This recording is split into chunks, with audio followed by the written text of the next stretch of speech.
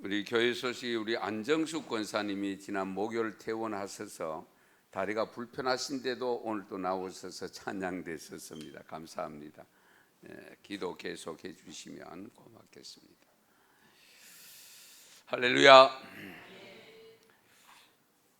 임마누엘 칸트가 이런 말을 했습니다. 인간이 신이라면 교육이 불필요하고 인간이 동물이라면 교육이 불가능하고 인간은 인간이기 때문에 교육이 가능하고 또 필요하다라고 주장했습니다. 피교육자로서 인간을 강조하는 말인데 신도 아니고 짐승도 아닌 인간은 교육을 통해서만 인간이 인간다워질 수 있다는 의미를 안고 있는 정의입니다. 신 같으면 교육이 필요 없죠. 짐승은 교육이 안 되고요. 인간이기 때문에 교육이 필요하고 교육을 통해서 인간다워질 수 있다. 그러면 교육의 중요한 것이 무엇일까요? 역시 교육자입니다. 가르치는 자입니다. 누가 가르치느냐에 따라서 달라지죠. 교육의 수준이 결정되어지고 어떤 교육자이냐에 따라서 교육자, 피교육자의 질이 결정되게 됩니다. 이런 의미에서 교육자는 대단히 중요하고 자질을 갖추어야 됩니다. 교육자로서의 자질의 근본은 우리 성도들에게 있어서는 역시 예수님입니다. 우리 예수님은 영원한 교육자입니다. 성경 내용을 우리 복음서를 분석해 보면 예수님과 가르치다는 동사와 연합해서 사용된 구절이 약 39절입니다. 예수님이 가르치라 이렇게 표현한 구절이 약 39절 됩니다. 이것을 보면 우리 예수님은 진정한 교육자였음을 알 수 있고요. 그런데 우리 예수님이 사용한 교육 방법도 다양합니다. 비유를 많이 사용했죠. 우리 복음서를 읽어보면 예수님이 비유를 많이 사용했습니다. 그리고 실물 교육을 또 했습니다. 성찬 예식 때, 그리고 제자들의 발을 씻기실 때에, 그러면서 기도하는 모습을 직접적으로 보여주고 참여시킨 이런 것들을 볼 수가 있습니다. 그래서 특별히 우리 성찬 같은 경우는 어느 날 마지막 6월절 성찬인데 떡을 떼어주면서 야 이거 받아 먹어. 이것은 내 몸이다. 그렇게 일러줍니다. 그 위에 잔을 또 가지시고 주면서 기도하고 주시면서 이것은 죄사함을 얻게 하려고 하는 나의 피다. 언약의 피다. 그러면서 내가 올 때까지 너희들이 기념해라. 그렇게 직접적으로 보여주면서 가르치셔 줬습니다. 그래서 이 성찬 예식 같은 경우는 사도 바울이 고린도서에서 보면은 고백하기를 고린도전서 11장 23절에 보면 내가 너희에게 전한 것은 주께 받은 것이니 곧 주 예수께서 잡히시던 밤에 떡을 가지사. 바울이 직접 제안한 것이 아니고 만든 것이 아니고 주께서 만드신 것을 내가 직접 지금 연출하고 있다는 겁니다. 주께서. 어쨌든 우리가 일반적인 학문적 지식은 교과서에서 있는 것을 가르치지만 삶을 통해서 삶과 관계되는 것은 삶을 살면서 본을 보여주는 교육, 그것이 가장 효과적인 교육이죠. 그래서 교회 교육은 실제적으로 가르치는 목사를 비롯해서 앞장서서 섬기는 직분자들이 본을 보이는 것이 가장 중요합니다. 본을 보이는 것. 교회학교 학생들을 가르칠 때에도 교사가 먼저 본이 되어져야 됩니다. 교사가 먼저 구원의 확신을 가지고 있어야 되고요. 교사가 은혜를 받은 기쁨을 가지고 있어야 되고요. 교사가 십자가의 체험을 갖고 있어야 됩니다. 그래야 바르게 가르칠 수 있습니다. 그래야 진정한 영향력 있는 교육이 됩니다. 자격이 없는 사람이 교사가 되면 안 되지요. 성경을 얼마나 아느냐 하는 것 중요합니다만 근본적으로 믿음이 있느냐가 더 중요합니다. 문학을 하는 사람들, 예수 안 믿어도 성경 지식이 해박한 사람들이 있습니다. 아무리 많이 알아도 믿지 않는 것은 아무것도 아니잖아요.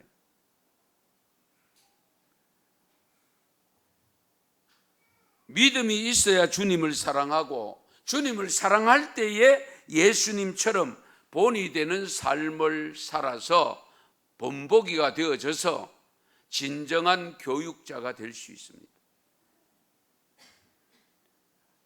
교육은 일방적이 아니잖아요. 항상 교육자가 있으면 피교육자가 있어서 교육자와 피교육자, 학생들이 만남으로 인해서 교육이 되어지는 겁니다.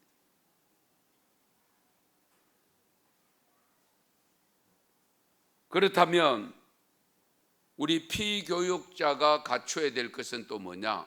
배우려는 욕망이 있어야 됩니다. 가르침을 받아야 되겠다고 하는 겸손함을 갖춰야 됩니다. 배우려고 하는 욕구, 그리고 가르칠 때, 가르침을 받을 때에 그 가르침을 받을 수 있는 겸손함을 갖추고 있어야 돼요. 그래야 교육이 진정한 교육이 됩니다.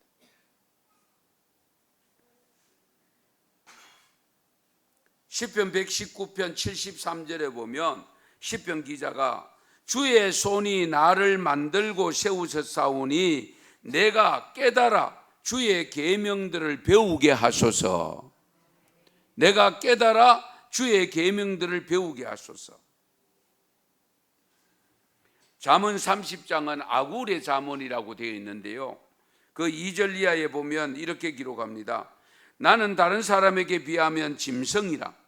내게는 사람의 총명이 있지 아니하니라.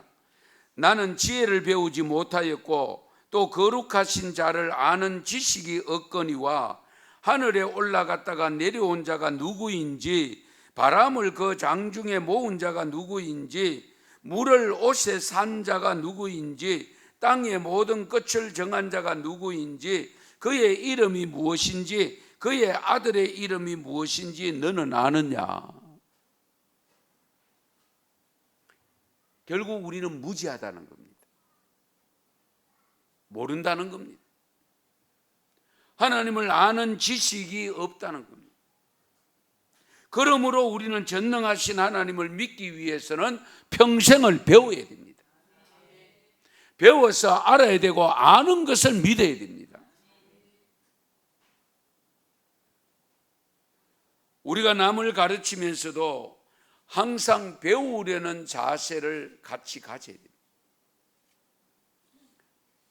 이사야서 1장 17절에 보면 이스라엘 백성들을 향해서 하신 말씀은 선행을 배우며, 선행을 배우라. 그래서 하나님을 믿는 성도들은요, 교육자가 되어야 하면서도 학습자가 되어야 됩니다. 성도는 항상 배우려고 해야 되고요, 배운 것을 가르쳐야 됩니다. 우리는 주님 앞에 설 때까지 배워야 됩니다. 그래서 일반 사회적 교육도 어떻습니까? 평생교육. 요즘은 평생교육이라고.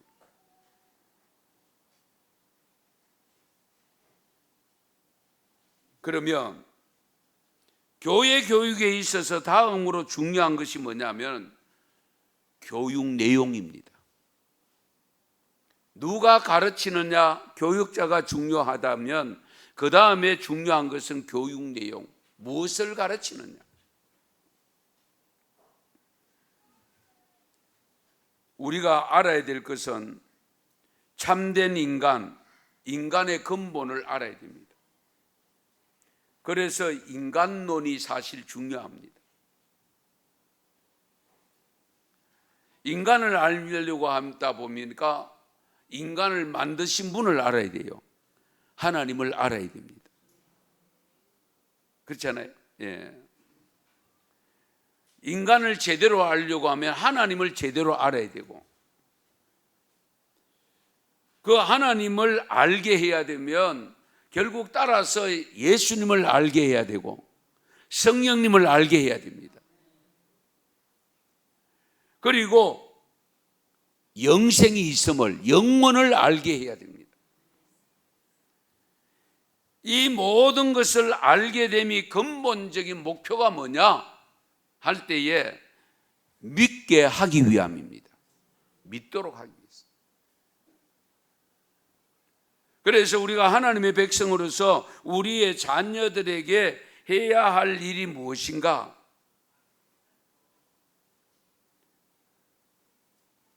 항상 우리 성도들은 교회 교육에 제1우선순위를 둬야 됩니다. 지금은 학교 교육, 바깥의 학원 교육, 이것이 제1우선순위에 들어가 있는 경우가 많습니다. 그러나 우리 하나님을 경외하는 성도들의 가정에서는 학교 교육 물론 중요합니다. 세상 교육 중요합니다. 그러나 그보다 더 중요한 것은 근본적인 인간을 알고 하나님을 알게 하기 위해서 교회 교육에 최우선 순위를 두셔야 됩니다.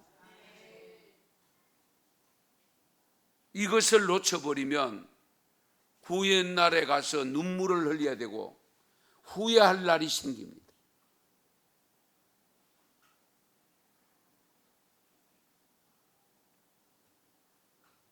교회 교육 모델을 구한다면 사도행전 10장에 나오는 고넬료 가정의 모습을 이야기하지 않을 수가 없습니다.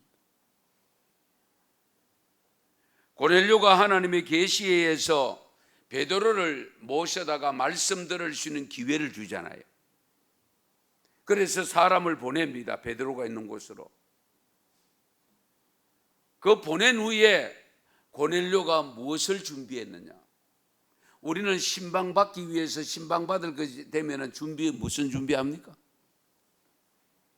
집안 청소하고 간식 준비하고 때로는 식사 준비하고 그런 준비를 우선하는 경향이 없지 않아 있는데요. 고넬료는 무엇을 준비했느냐? 사도행전 10장 24절에 보면 그의 친척과 가까운 친구들을 모아놓고 기다리더니, 할렐루야. 음식 준비했다는 내용이 없어요. 무엇을 대접할까? 그 준비했다는 내용 없어요. 베드로를 초청해 놓고 그 베드로를 통해 주실 말씀을 생각하면서 그의 친척과 가까운 친구들을 모아놓고 기다렸다. 할렐루야. 그래서 여러분들도 신방 받을 기회 되면 하나님이 주의 종을 통해서 무슨 말씀을 주실까? 어떤 찬송을 주실까를 기다리면서 가족들을 다 불러놓고 기다려야 돼요. 혼자 기다리지 마시고. 사도행전 16장에 보면 바울이 마게도냐 지방의 첫 성 로마의 식민지였던 이 빌립보에 도착했을 때에 자주장사, 옷장사, 우리 루디아를 만났잖아요. 그런데 루디아가 바울을 집으로 초청해서 바울을 만나게 됩니다. 그런데 중요한 것은 이 루디아가 바울 일행을 자기 집으로 모셔서 동거하게 되는데, 이 루디아의 아름다운 모습이 그 사도행전 16장 15절에 어떻게 기록이 있냐면, 그와 그 집이 다 세례를 받고, 그와 그 집에 다 세례를 받았대요. 그 집이 다 세례를 받았다는 것은 가족이 다 세례를 받았다는 겁니다. 그럼 루디아가 무엇을 했을까? 자기가 믿는 하나님을 가족들에게 전부 전달을 했고 가르쳤고, 그 가르침을 받은 모든 가족들이 다 믿음을 갖게 되었다는 겁니다. 그러니까 세례를 받았지.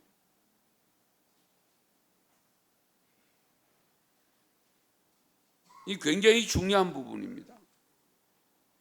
오늘 본문 말씀 4장 13절에 보면, 내가 이럴 때까지 읽는 것과 권하는 것과 가르치는 것에 전념해라. 바울이 지금 디모데에게 일러준 말이다. 빌립보에 있는 디모데에게 일러준 말씀. 내가 너에게 곧 갈 건데, 내가 갈 때까지 네가 해야 될 일이 뭐냐? 이럴 때까지 읽는 것과 권하는 것과 가르치는 것에 전념해라. 전념해라. 시간 될 때 가르치라. 네가 알아서 가르치라. 그렇게 하지 않았습니다. 전념해라.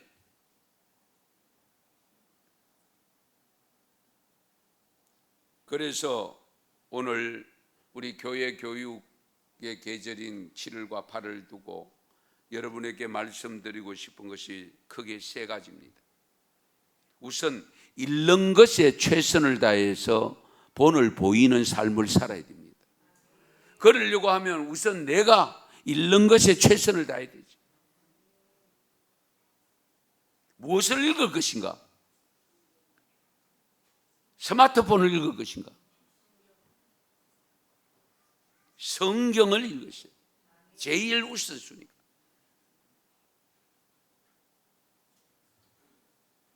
말씀을 전하고 가르치는 목회자 노릇을 감당하기 때문에 목사는 물론 성경을 우선적으로 볼 수밖에 없습니다. 그러면 교회 학교 교사도 물론 공과책 교재가 있습니다만 평소에 성경 열심히 읽으셔야 돼요. 그 본을 보이면서 학생들에게 성경을 읽도록 가르쳐야 된다. 정말 성경 안 읽습니다. 우리 교회 성경 150독 목표로 한 지가 몇 년입니까? 그런데 주보에 지금 몇 독 돼 있어요? 128독. 예. 그거 알고 있는 만 해도 감사합니다. 예. 모르고 있는 분도 많은데.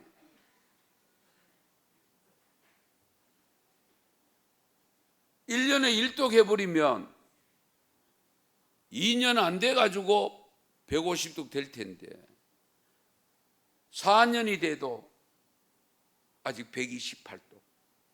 참여하는 분들 말씀은 안 드리겠습니다. 우리가 성경 1년에 1독 하려고 하면 하루에 3장 읽고 주일에 5장 읽으면 1독이 됩니다. 하루에 3장 못 읽겠어요? 안 읽어서 그렇지. 스마트폰 보는 시간에 반만 투자하세요. 반 아니라 3분의 1만 투자하세요. 그러면 성경 1독 하지요.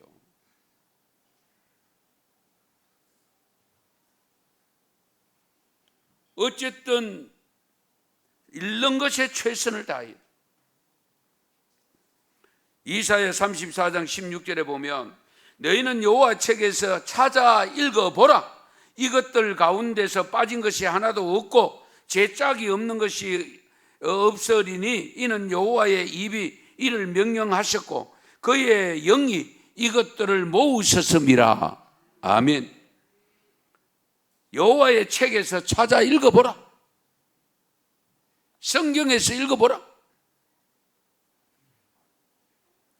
유대인들은 항상 회당에서 율법서와 예언서를 읽었고 예수님도 나사렛 회당에서 성경을 읽었잖아요. 누가복음 4장 16절 17절에 보면 예수께서 그 자라나신 곳 나사렛에 이르사 안식일에 늘 하시던 대로 회당에 들어가서 성경을 읽으려고 거기 섰음에 선지자 이사야의 글을 들이거늘 책을 펴서 이렇게 기록된 데를 찾으시니, 나사렛 고향 마을에 가서 회당에 들어가서 성경을 읽으려고 섰었다고. 그런데 그때의 표가 책을 주는데 그게 이사야였어요. 사도행전 13장 15절에 보면 바울과 그 일행들도 율법과 선지자의 글을 읽었다고 기록을 하고 있습니다. 그래서 목사는 말할 것도 없고 교회학교 교사 성도들은요 성경 읽는 것이 습관이 되어야 됩니다. 습관. 습관이 되면 쉽잖아요. 뭐든지 습관 되기까지가 어렵지만은 습관이 되면 쉽습니다. 그래서 제가 여러분에게 말씀 묵상한 걸 계속 보내는데 귀찮아 하든지 말든지 읽든지 안 읽든지 상관없이 보냅니다. 왜? 목사의 사명이니까. 그거 할 수만 있으면 언제 읽느냐? 새벽기도 마치고 아침에 읽습니다. 보내는 것은 제가 시간 날 때 보냅니다. 오후에 저녁 다 돼가 보낼 때도 있습니다. 만찬으로. 할 수만 있으면 오전에 보내려고 합니다만 그렇게 하시는 목사가 그것 아니면 뭘 하겠어요? 그걸 나 혼자 가지고 있는 것보다는 여러분과 나누는 게 좋잖아요. 우리 성도들에게는 가장 기본적으로 제일 먼저 보내고 그 다음에 시간이 또 나면 외부의 분들에게도 또 보냅니다. 제가 전에도 한번 말씀드렸죠. 외부 한 분에가 감사한금 2분이나 송금해가 왔어요. 감사하다고. 그런데 여러분들은 그거 읽고 감사하다는 메시지 안 들은 분도 있잖아요. 솔직히. 마음으로 속으로는 감사하고 계시겠지만 어쨌든 우리가 하나님의 말씀 성경을 항상 읽는 것에 최선을 다할 수 있기를 바랍니다. 그래서 요한계시록 1장 3절에 보면은 말씀을 읽는 것, 깨달은 것, 그걸 지키는 자가 복이 있다라고 있잖아요. 읽는 자도 복이 있다고 있습니다. 그래서 우리 여름 성경학교 수련을 통해서 하나님의 말씀을 집중적으로 읽게 하는 교회 학교가 될 수 있기 바랍니다. 그 다음에 두 번째, 권하는 것에 최선을 다해야 돼요. 성도들을 개인적으로 만나서 그들의 문제를 듣고 위로하고 하나님의 말씀으로 권면하는 것을 의미합니다. 목회자가 성도 개인을 만나서 권면하듯이 교사는 학생들을 개인적으로 만나서 권면할 수 있어야 됩니다. 디도서 1장 9절에 보면 바른 교훈으로 권면하라. 바른 교훈으로 권면해야 됩니다. 잘못된 교훈으로 권면하면 안 되죠. 바른 교훈으로 권면해라. 이상한 거, 세상적인 이치 가지고 그런 거 가지고 권면하면 안 돼요.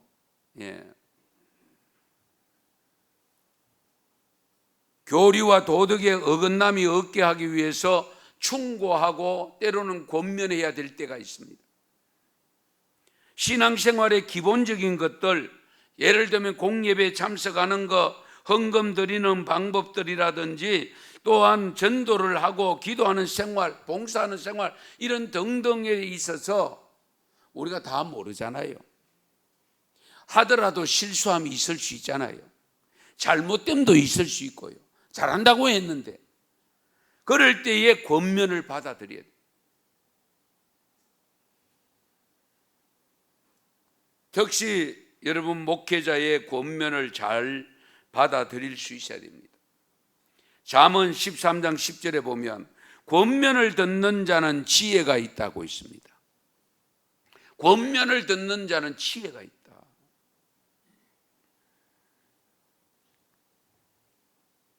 잘못된 신앙, 잘못된 길로 가는데도 권면하지 않는다면 직무유기가 되는 거죠. 목사의 직무유기가 되고, 교사는 학생들이 잘못된 길을 가고 있는데도 권면하지 않는다면 직무유기가 돼요.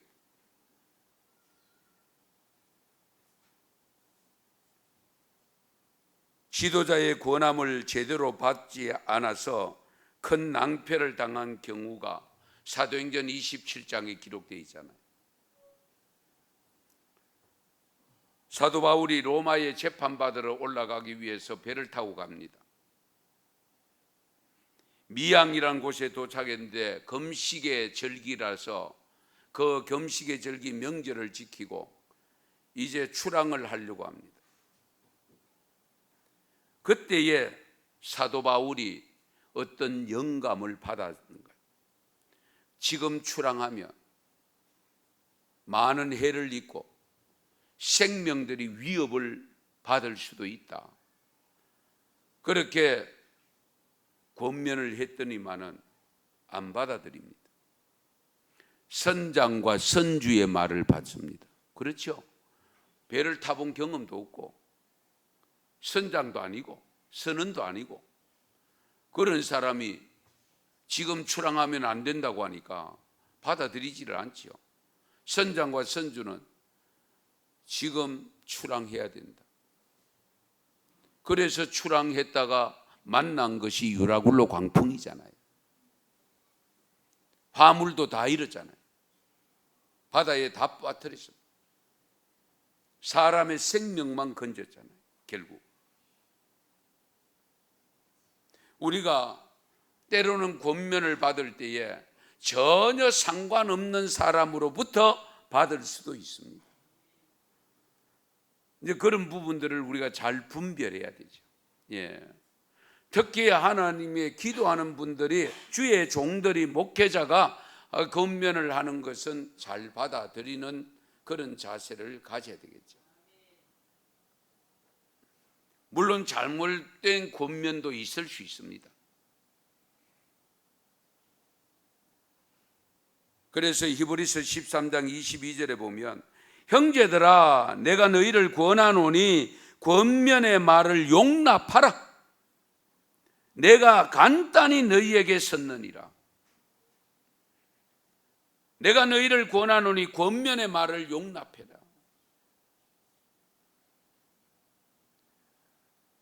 우리 목사도 성도들에게 권면을 잘 해야 되고, 교사들도 학생들을 가르칠 때에 권면을 잘 해야 됩니다. 진리의 말씀으로 권면해서 올바른 신앙의 길로 인도하는 권면이어야 됩니다. 아울러 우리 성도들은요, 항상 겸손한 자세로 권면을 스스로 요청할 수도 있어야 됩니다.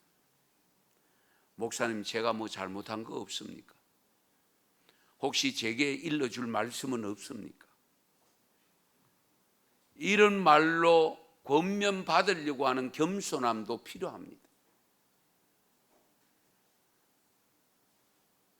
혹시라도 제가 잘못하고 있는 것은 없는지, 목사님 제가 잘해야 되는데, 잘한다고 하기는 했는데 혹시 잘못한 건 없습니까? 라고 물어주면 권면하기가 훨씬 쉽겠죠.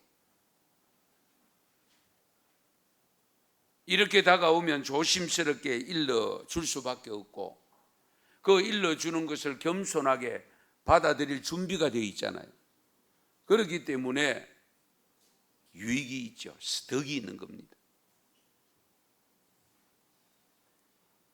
우리가 일반적으로 권면하면 윗사람이 아랫사람에게, 목사가 성도에게, 교사가 학생에게, 스승이 제자들에게, 윗사람이 아랫사람에게 하는 것처럼만 생각되는데요, 때로는 거꾸로 아랫사람으로부터, 나이 적은 사람으로부터, 후배들로부터도, 그렇잖아요, 자식들로부터도 권면을 받을 수 있습니다.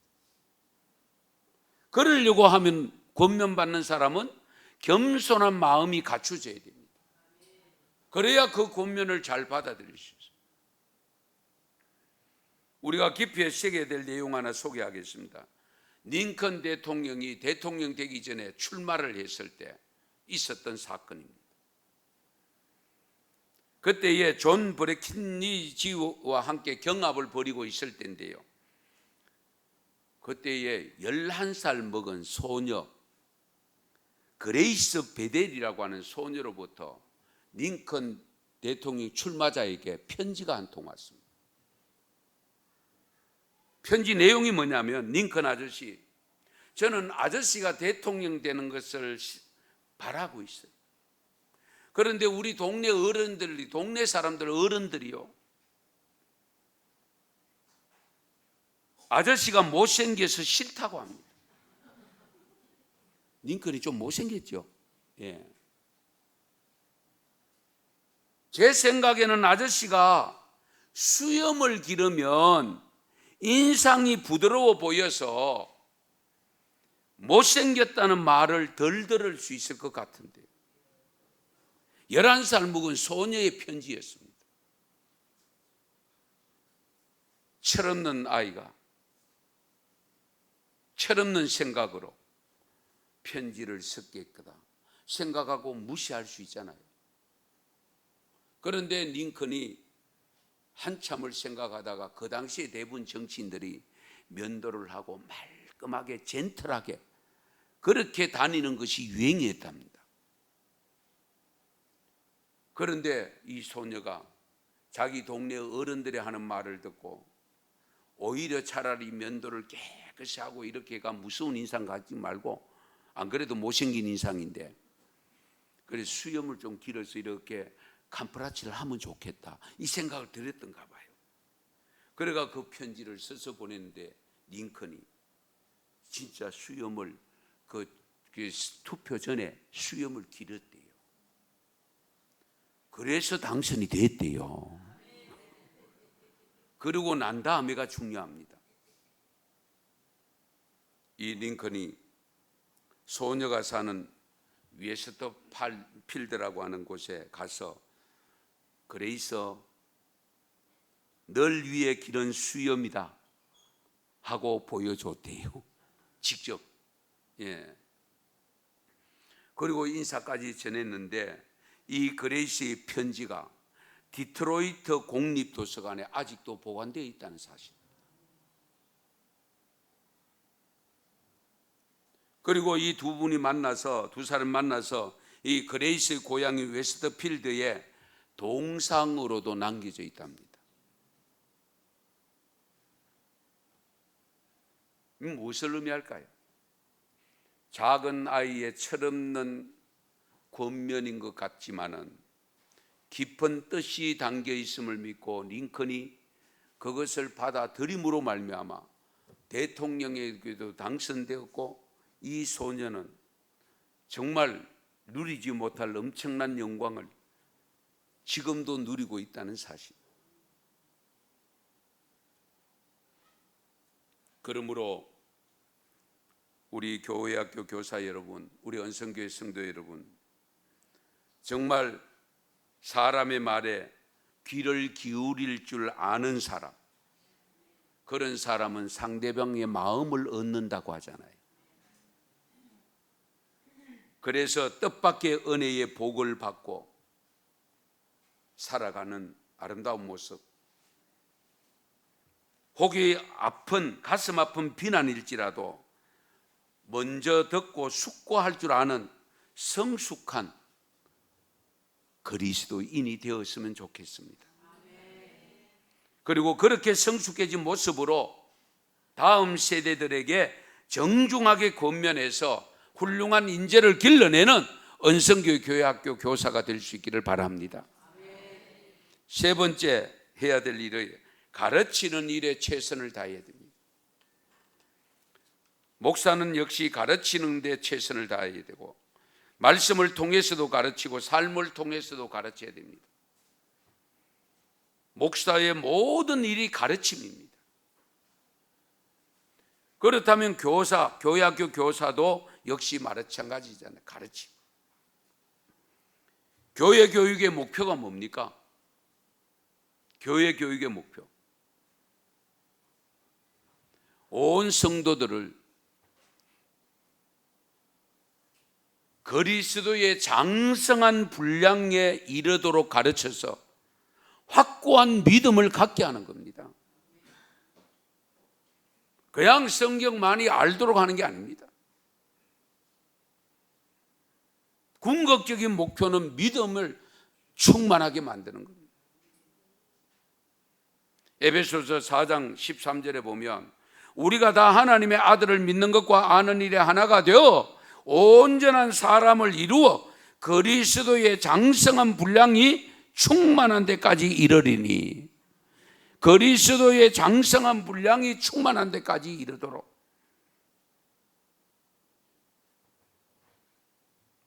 그래서 신명기 6장 여러분 잘 아시죠? 자녀에게 부지런히 가르치라. 사실은요, 신앙교육의 가장 중요한 교사는 부모입니다. 왜? 교회학교 교사는 일주일에 1시간 같이 있는 시간, 길면 2시간. 그러나 부모는 일주일 내내 집에서 동고동락 하잖아요. 그래서 부모로서의 교사가 정말 중요합니다. 그래서 신명기 6장에 보면 쉐마에 부지런히 가르치라. 어느 정도로 가르쳐야 되느냐? 집에 앉았을 때든지, 길을 갈 때든지, 누워 있을 때든지 이 말씀을 강론해라. 너는 또 그것을 내 손목에 메어 기호로 삼고 미간에 붙여 표를 삼고 내 집 문설주에 발라라.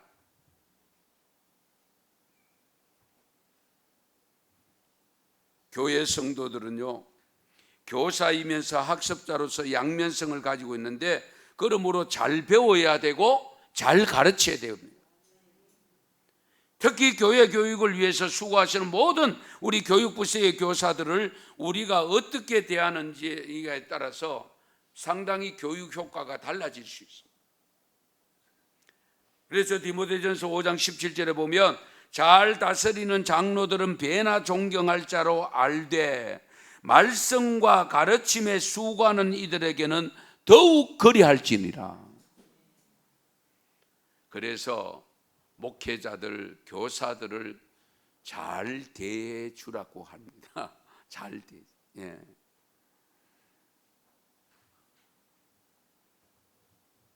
말씀과 가르침에 수고하는 이들에게 더욱 그리할지니라.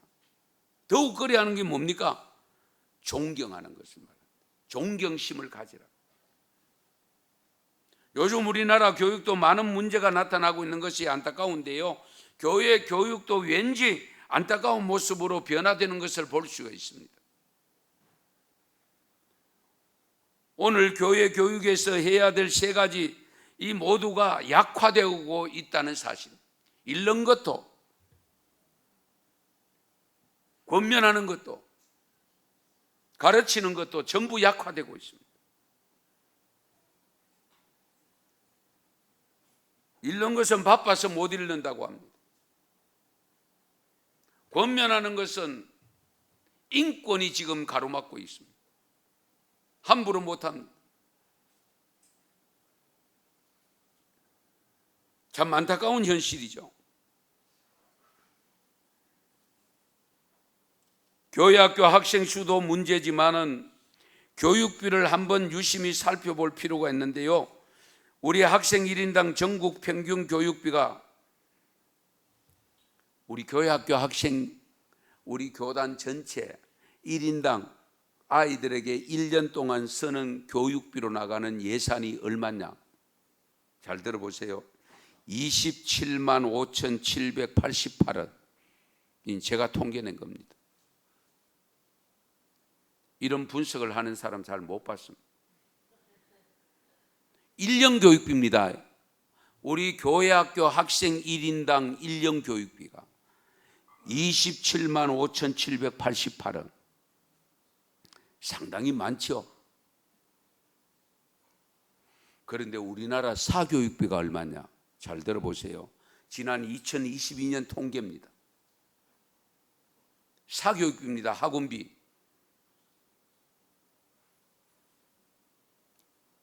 1인당 월 41만 원입니다.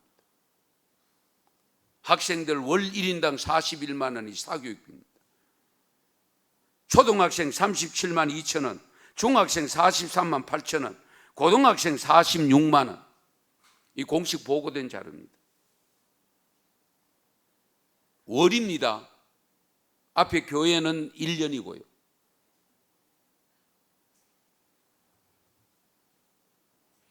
그러면 또 하는 말이 있습니다. 돈 가지고, 교회는 돈 가지고 하는 데가 아니다. 그렇게 일축해 버리는 경우가 없지 않아 있습니다. 물론 그 교육비 속에는 무엇이 포함되어 있는가 항목이 구체적으로 나와 있지를 않아서 알 수는 없습니다. 교육전도사님 비용까지 다 들어가 있을 수 있습니다. 실제적으로 학생들에게 쓰는 비용이 얼마인지는 정확하지 판단을 할 수가 없습니다.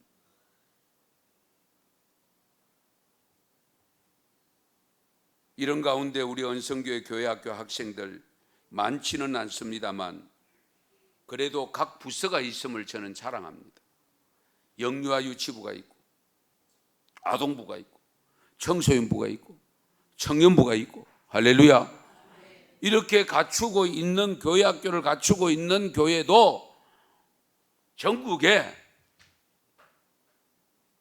30% 정도밖에 안 됩니다.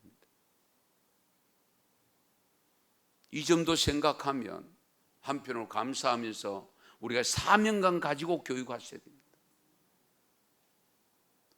숫자가 많고 적음을 떠나서 한 사람이라도 제대로 하나님 앞에 쓰임받는 인물로 길러놓으면 그 한 사람을 통해서 앞으로 수십 명, 수만 명, 수천 명, 수백만 명을 얻을 수 있는 길도 있잖아요. 그러므로 우리가 작다고 소홀히 여기면 안 됩니다. 대충 하면 안 됩니다.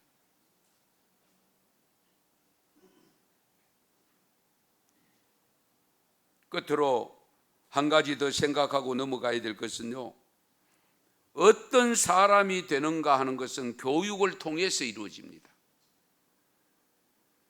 현재 우리의 모습은 과거의 교육과 무관하지 않잖아요. 지금 30년 전, 50년 전의 신앙교육이 오늘의 한국교회를 이루었다면 오늘의 한국교회 교회학교 교육이 앞으로 10년 후에, 20년, 30년 후에 어떤 교회가 될 것인가를 좌지우지할 수 있다는 것을 우리가 깊이 인식하셔야 됩니다. 잘해야 됩니다.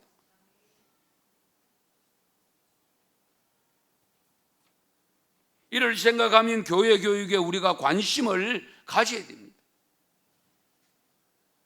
여름 성경학교, 여름 신앙수련회 자녀들을 다 보내시기 바랍니다. 다 보내셔야 돼요. 올바른 교회 교육을 위해서 먼저 교육 내용과 교육하는 우리 교사들의 신앙이 올바르야 되지만은 교육받고자 하는 우리 피교육생들, 우리 아이들, 어른들이 배우고자 하는 욕구가 있어야 됩니다.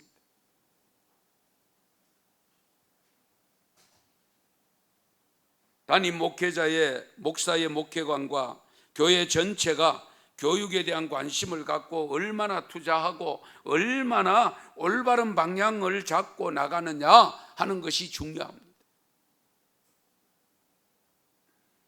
이런 문제를 안고 교육이 점점 어려워지고 있는 이런 현실 속에서도 우리 교회학교 학생들의 숫자가 몇 명 되지 않는다 할지라도 우리 봉사하는 교사 여러분들이 있음으로 인해서 하나님께서 서실 훌륭한 인재가 우리 언성교회 안에서 양성되고 교육되어지고 훈련되어지는 교회가 될 줄 믿습니다. 그런 비전을 가져야 됩니다. 오늘 본문 15절에 보면 이 모든 일에 전심전력하여 너의 성숙함을 모든 사람에게 나타나게 하라. 전심전력하라고 있습니다. 여러분, 교육만은 아니죠. 신앙생활 전심전력해야 됩니다. 왜? 영생을 얻는 길인데요. 이 땅 위에서 잠깐 살다가 끝나는 것이 아니고 영생을 얻는 길인데 전심전력을 해야죠. 그래서 16절에 보면 네 자신과 가르침을 살펴 이 일을 계속하라. 할렐루야. 잠깐 중단하고 끝내지 말고 계속해라. 그래서 우리 가끔 역사가 좀 있는 교회들은 교회학교 시상할 때, 교사들이 시상할 때에 장기 건속상 주잖아요. 그렇죠? 10년 건속상, 20년 건속상, 이런 상을 주는데요. 제가 최근에 미국에 있었던 이야기 잘 들어보세요.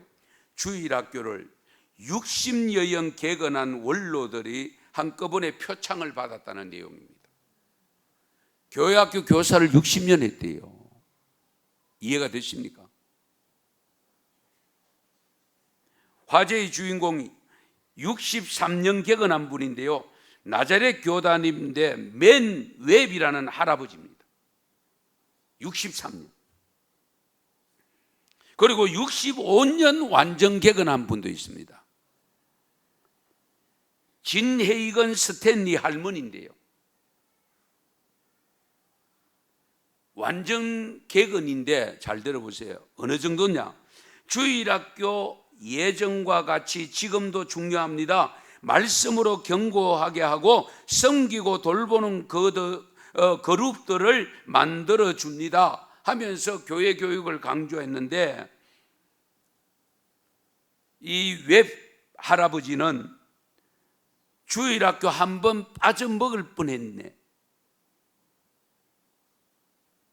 그때에 아파서 집에 계실 때인데 학생들이 집에까지 와서 성경 공부를 했대.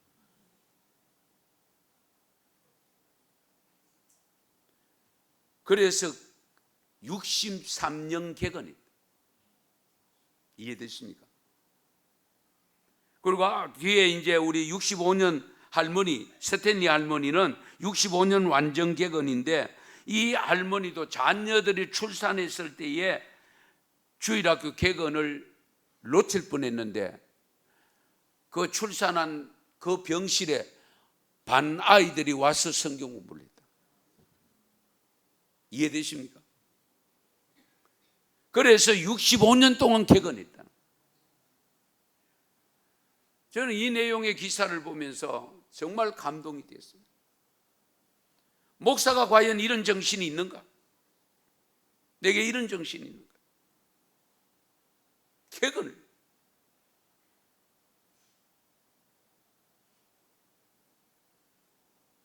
어제 제가 영유아 유치부 성경학교에 가서 정말 저도 놀랐습니다.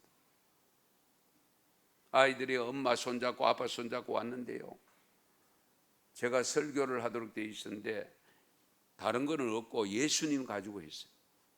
그런데요, 아이들이 안 떠들어요. 그리고 초등학생도 3사람이 그 같이 동생들 데리고 와서 참여를 했는데요, 물으니까 대답을 얼마나 잘하는지 제가 깜짝 놀랐어요.